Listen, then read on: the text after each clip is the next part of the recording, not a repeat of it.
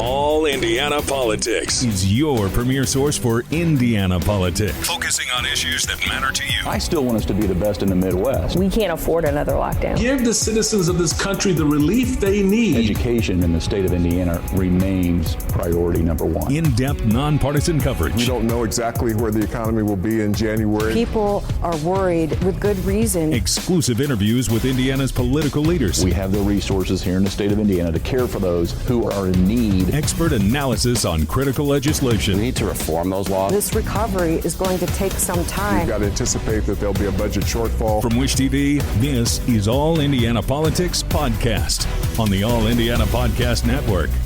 Good morning, everyone. Welcome to another edition of All Indiana Politics. The fight over drawing Indiana's new election districts is about to hit full swing. The U.S. Census Bureau now says it will have redistricting data for Indiana and other states on Thursday. It's more than 5 months late. Part of the census problems are with the COVID-19 pandemic. Indiana's population just under 6.8 million. We've known that since April. What we'll learn this week is a breakdown by race, ethnicity, and location.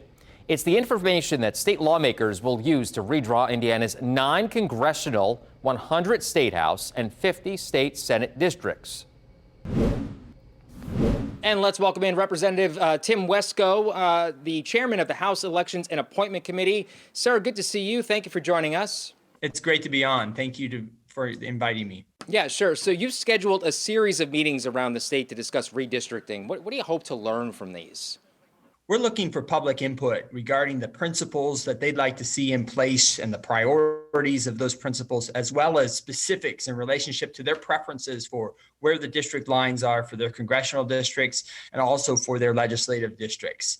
As we prepare to receive the data from the U.S. Census Bureau on August 16th, and then to see that data properly formatted, we would like that public input as soon as possible so that we can start to proceed with that. Do you have an idea of what the maps are already going to look like?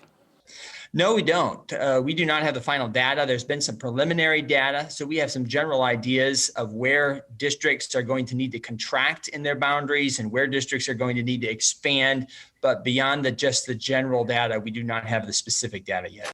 This is often associated with partisan politics. Do you have a way of combating that?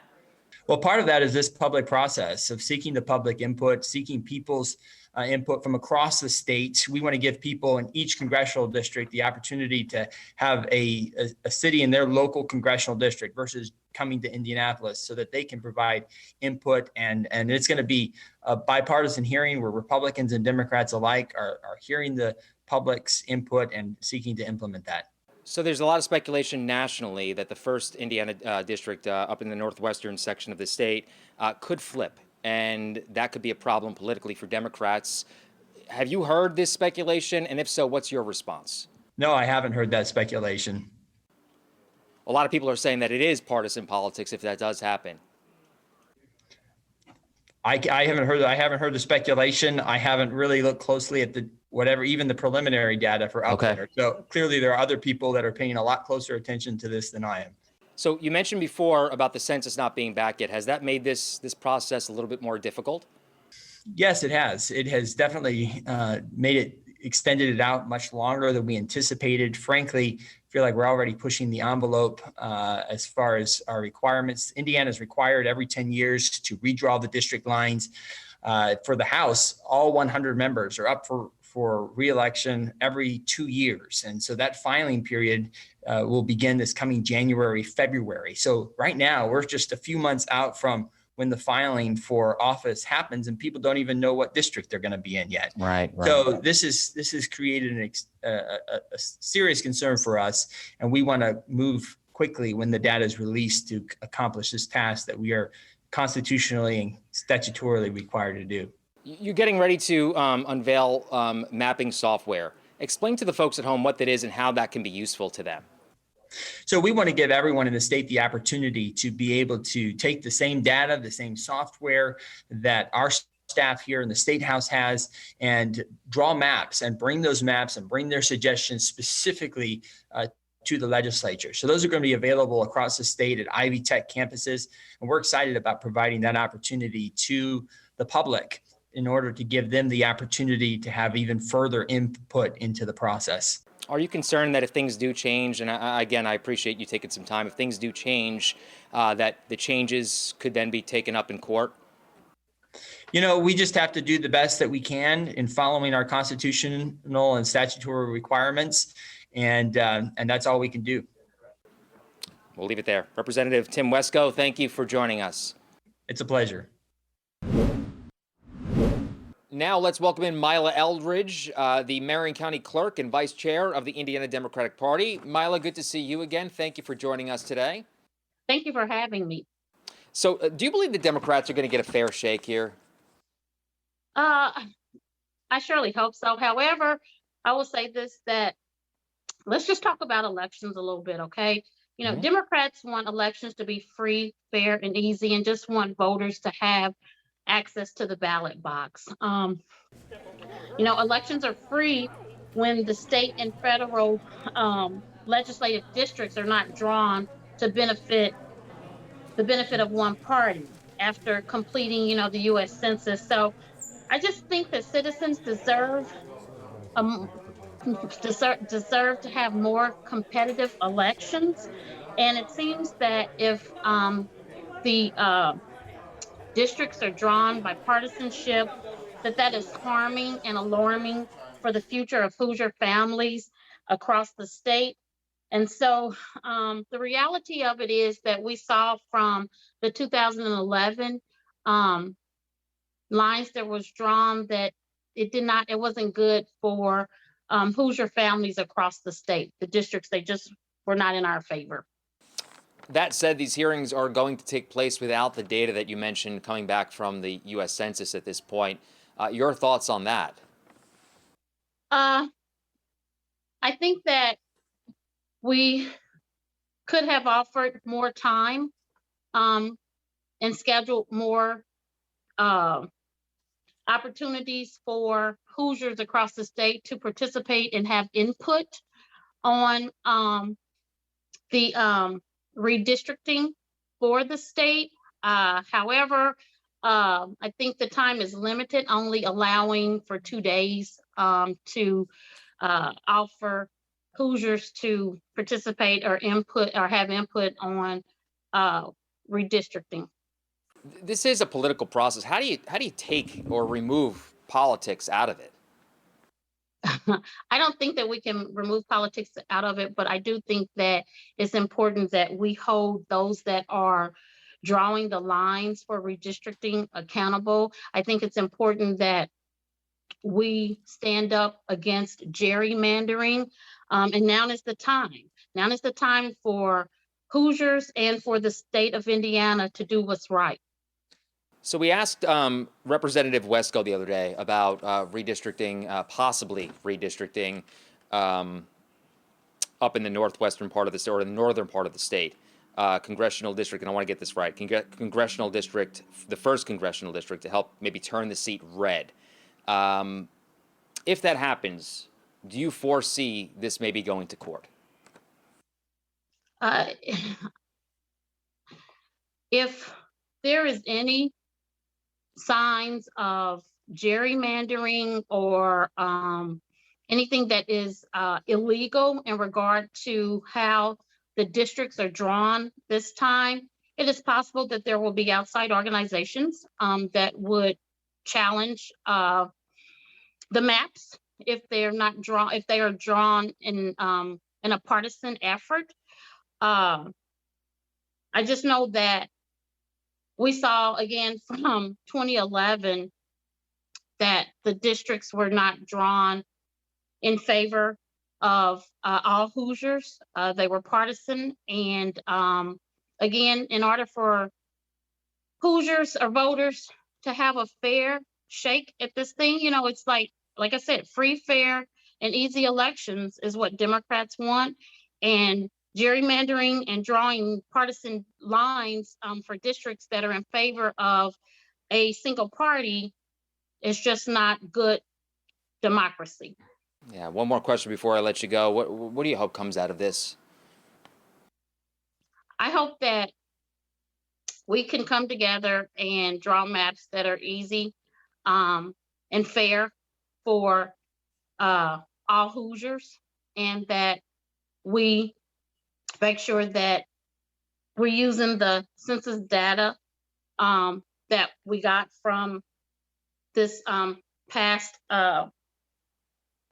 census, and just making sure that, like I said, that all voters and all Hoosiers have the right to vote, and that it's not gerrymandering, and it's not in the favor of one party. Okay, we'll see what happens, Mila Eldridge. Always good to see you. Thank you for joining us. Thank you for having me. Have a great day.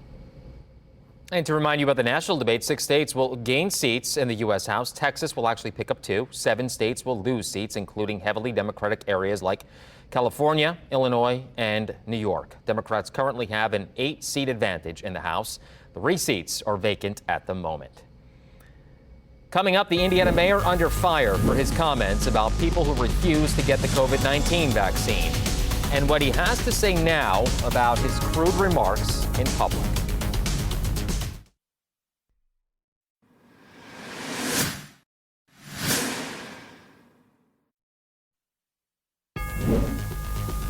Welcome back to All Indiana Politics. An Indiana mayor has found himself in the center of criticism for his comments about community members who refuse to get the COVID-19 vaccine. Now he's saying he regrets his words, but not the sentiment.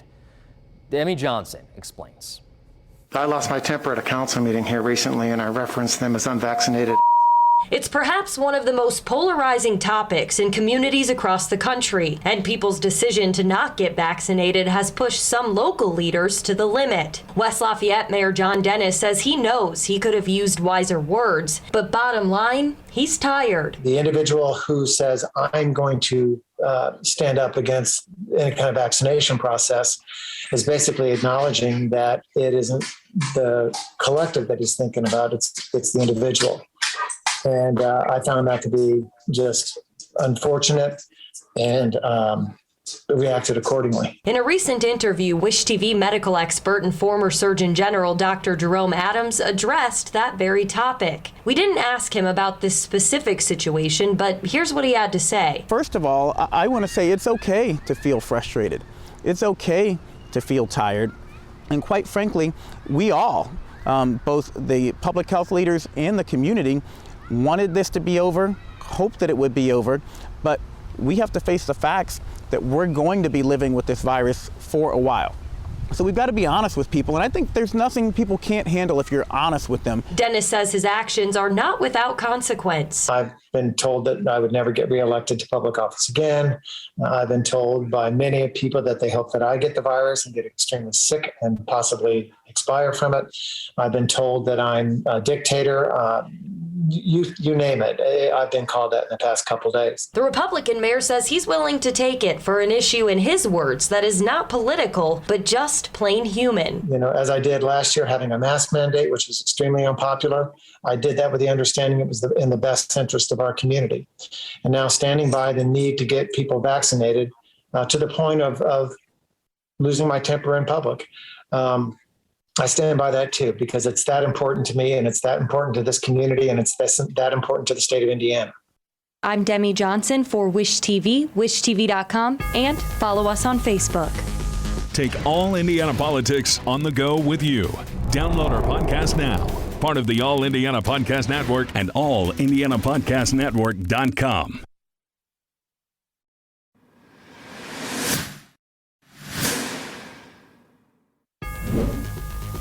And welcome back to All Indiana Politics as we welcome back Republican Whitley Yates and Democrat Laura Beck. Good to see you both. Whitley, we start with you today. Can Republicans play fair in redistricting here in Indiana?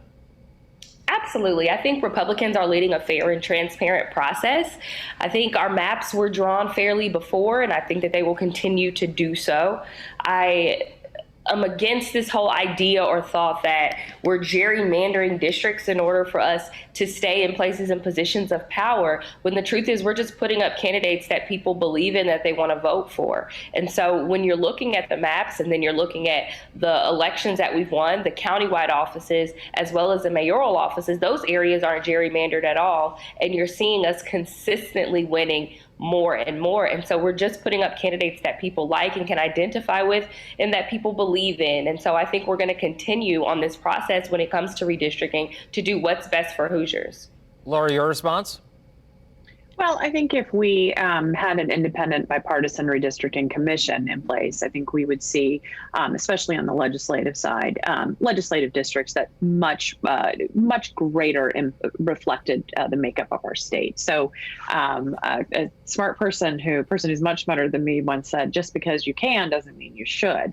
And I think we're seeing that with this redistricting, these hearings and things like that. They don't necessarily feel as if they're being taken terribly seriously. I think when you're going around, you're soliciting public input in a very crunched period of time before you even get census data in. It seems to me like a little bit of an exercise in futility, and I don't want to call it a sham, but it doesn't necessarily feel terribly sincere as part of the process. Are Democrats resigned to losing ground here, Laura? I don't think we are at all. I think you're seeing a lot more people coming out, I think, to these hearings than perhaps you saw at least 10 years ago. For those of us who've been around over the years, it does sometimes not get a ton of attention. And so I do think you're seeing it in this way. I think the Democrats are certainly being very assertive in educating the public about the challenges in not having fair districts and how that reflects in statewide policy. So I think you're seeing that come together. But for those of us who've been around for a while, this is not necessarily a surprise that it's being done this way. Whitley, do you think Republicans are going to pick up seats? I actually do think that we're going to pick up seats. I think that there's a trend of people moving out of Democratic-led cities. I mean, we're seeing it in Illinois, definitely the Republic of California, where I used to live. You're seeing people retreat because of the lack of leadership. And so I think that their fear is going to be validated and substantiated. And so I think it's interesting that when they had power, they didn't need to do these things. But now that we have the majority, all of a sudden now there's all of these issues and problems. I think what's good for the goose is good for the gander, and they need to just put their seatbelts on and get ready, because we're going to be doing what's best for Hoosiers as we have been for the past 16 years. One more question in regards to this before we move on. Yes or no to both of you. Do these new maps wind up in court like in some other states, Laura?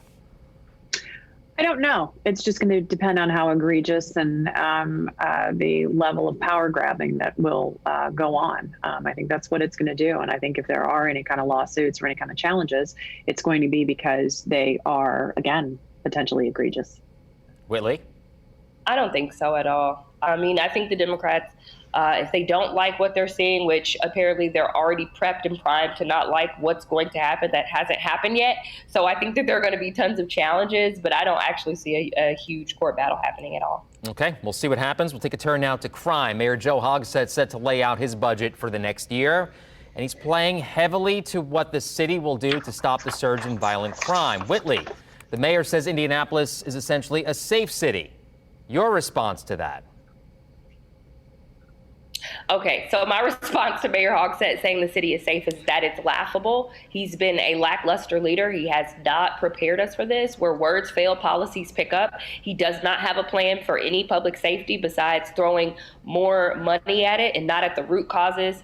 And so he's going to continue to politically placate us. He's going to tell us that it's safe when we are seeing people dying in the streets. We're seeing non-fatal homicides at an all-time high, and we're watching the effects of that specifically in the Black community in our families on a daily basis. And so until we have a leader in the mayor's office, until we have someone that actually has a plan that's backed by data, that addresses the root causes of violence, which, big shock, is poverty, we're going to have some of these same issues happening again and again. And I really... Laura, your thoughts on his comments about the city being safe? Yeah, I mean, I think that the mayor in laying out his public safety plan and the public safety budget is really showing the comprehensive effort that's behind it. And so what he is going to be introducing, and I don't have a crystal ball, basically I don't know exactly specifically what's in his speech, but what he previewed for everyone is the fact that they're putting some money behind this because in years before there wasn't any money to put behind it without raising taxes, and a lot of folks don't want that. So you're seeing a lot of positive things come online. You're going to see the Criminal Justice Center opening, and that's going to be a very holistic approach. You're seeing the city taking away illegal guns from people. Okay. You're seeing a more critical intervention with mental health.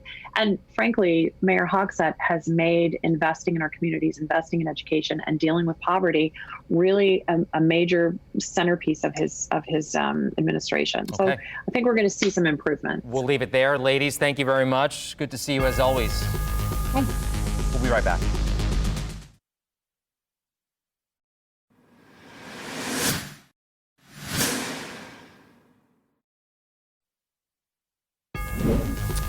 Thank you for joining us for another edition of All Indiana Politics on this Sunday. A reminder about our City in Crisis Town Hall special. Wish TV gathering the city's top leaders and community groups across the city for a town hall meeting. We'll address the rise in crime, the impact on our mental health, and look for solutions. Join us for City in Crisis Thursday at 6 o'clock live here on Wish TV and wishtv.com. We'll see you Thursday. Have a great rest of your weekend. From Wish TV, this is All Indiana Politics Podcast on the All Indiana Podcast Network. Watch All Indiana Politics live Sunday mornings at 9:30 on Wish TV and at wishtv.com. Subscribe to this podcast and listen weekly here on the All Indiana Podcast Network. And be sure to discover even more great podcasts at allindianapodcastnetwork.com.